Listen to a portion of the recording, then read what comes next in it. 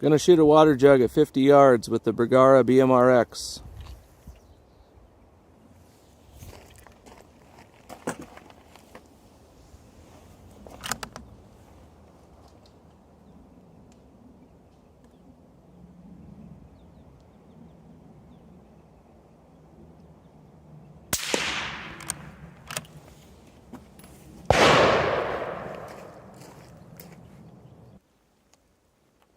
Pretty good results. Went straight in the jug. I found everything inside.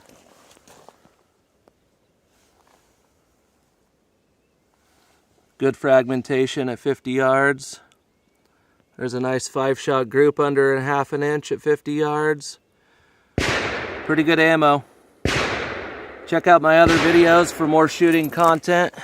This is Austin with Oregon Trail Target, shooting the new Bergara BMR-X in 22 mag, 18-inch steel barrel, VX5 HD 3-15 by 44 loop hold with a dead air mask.